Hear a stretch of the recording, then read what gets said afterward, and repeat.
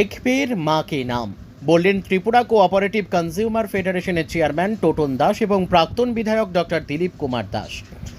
আন্তর্জাতিক সমবায় বর্ষ 2025 উদযাপন উপলক্ষে শুক্রবার Agartala Durjoynagar Tripura state cooperative consumer federation লিমিটেডের উদ্যোগে আয়োজিত এক পের মা কে নাম কর্মসূচি অনুষ্ঠিত হয়।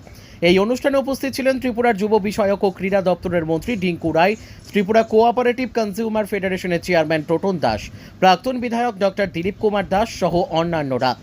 সংবাদ মাধ্যমের মুখোমুখি হয়ে তারা জানিয়েছেন, একদিন ঘটা করে গাছ লাগালেই বৃক্ষরোপণ কর্মসূচি সফল হয় না।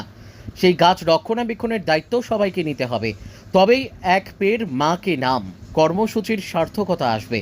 সেই সাথে প্রত্যেককে পরিবেশের ভারসাম্য বজায় রাখার জন্য গাছ লাগানোর আহ্বান জানানো হয় এই দিনের এই কর্মসূচি থেকে। অ্যাকচুয়ালি আপনারা সবাই জানেন 6 জুলাই 2025 আমাদের ন্যাশনাল কোঅপারেশন ফাউন্ডেশন ডে। এই ফাউন্ডেশন ডেকে সামনে রেখে আজকে আমরা Tripura state cooperative consumer federation আয়তরমার উদ্যোগে আমরা একটি এক পের মা কে নাম বৃক্ষরোপণ কর্মসূচি আমরা করেছি।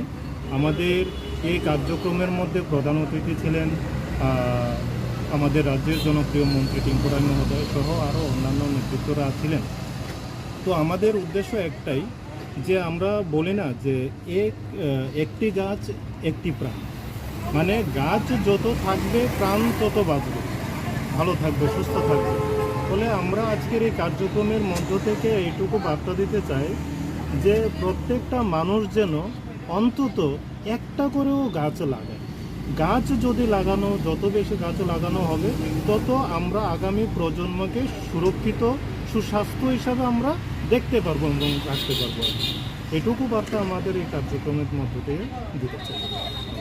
আমরা আমাদের সমাজে সবথেকে বেশি সম্মান এবং গুরুত্ব দিই এবং যার কাছে সবথেকে ঋণী সে হচ্ছে আমাদের মা, যার জন্য আমাদের ধর্মে বলে জননী জন্মভূমিষ্ঠ স্বর্গাদপি গরীয়সী।